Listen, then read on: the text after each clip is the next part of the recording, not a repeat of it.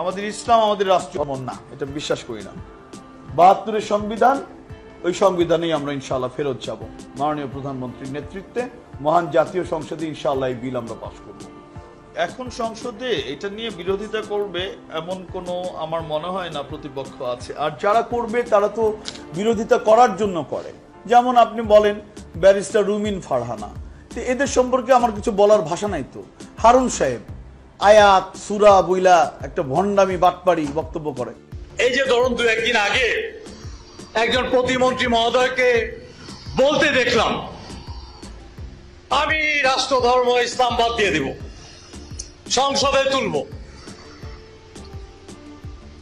উনি কি বললেন? উনি কিন্তু মুসলমান, নামও মুসলমান, আমরা জানিও মুসলমান।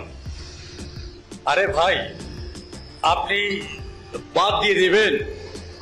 আপনি কি দলীয় ফোরামে আলোচনা করেছেন? আপনার দলীয় একটা ফোরাম আছে না? আপনি দলীয় ফোরামে আলোচনা করেছেন? আপনি একজন প্রতিমন্ত্রী, আপনি কি মন্ত্রিসভার বৈঠকে আলোচনা করেছেন? আপনি একজন সংসদ সদস্য, আপনি কি স্থায়ী কমিটিতে আলোচনা করেছেন? কোন ফোরামেই করেন নাই। বলে দিলেন আমি রাষ্ট্র ধর্ম ইসলাম মানি না, এটাকে বাদ। এটা কি মুসলমানের কাজ হলো? কোন মুসলমান এটা করতে পারে? আরে ভাই, রাষ্ট্র তো বাদ দূরের কথা, রাষ্ট্র তো অনেক বড় ব্যাপার। ১৭ কোটি মুসলমানের দেশ, ৯৫% মুসলমান, রাষ্ট্র তো অনেক দূরের ব্যাপার। সাহস থাকলে বলেন না আমি নিজেকে ইসলামের থেকে খারিজ করে দিলাম। কলিজার পাটা যদি থাকে বলেন, বলেন আমি ইসলাম মানি না বলে খারিজ হয়ে যান। আপনাকে কি আটকাবে? আমরা আটকাবো? আমরা কেউ আটকাবো? আপনি খারিজ করে দেন, যান। নিজেকে মুসলমান দাবি করেন, ইসলামের বিরুদ্ধে কথা বলবেন, মানুষ চিৎকার করলে বলবেন মানুষ চেঁচামেচি করে। এটা কি রকম কথা? ইসলাম থেকে নিজেকে ত্যাগ করে দেখেন ২ দিন মন্ত্রী থাকতে পারেন কিনা বাংলাদেশে। মিয়া ২ দিন মন্ত্রী থাকতে পারেন কিনা, এমপি থাকতে পারেন কিনা?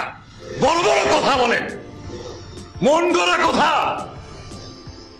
সরকারের অনুমতি নেননি, দলের অনুমতি নেননি, প্রধানমন্ত্রীর অনুমতি নেননি, ফট করে একটা কথা বলে দিলেন। এ দায়িত্ব কি দল নেবে? এ দল কি সরকার নেবে? ফট করে একটা কথা বলেন, যা ইচ্ছা তাই। এদের কি আমি বলি নামে মুসলমান কিন্তু ইসলাম বিরোধী মানুষ, লুকিয়ে থাকে নামে মুসলমান। বাপদাদা একটা নাম দিয়ে দিচ্ছে মুসলমান, আর যত কথা আছে ভাই ইসলামের বিরুদ্ধে। কে বলছে তোমার ইসলাম ভালো না আগে ছেড়ে চলে যাও? কেউ তোমার রেখা দিব না পাইটা। এদেশে কোটি কোটি মুসলমান আছে, তুমি ২-৪ জন এলে কি আসবে? দাবি করবা মুসলমান, ইসলামের বিরুদ্ধে কথা বলবা, এটা আমরা মানবো না, এটা মানবো না।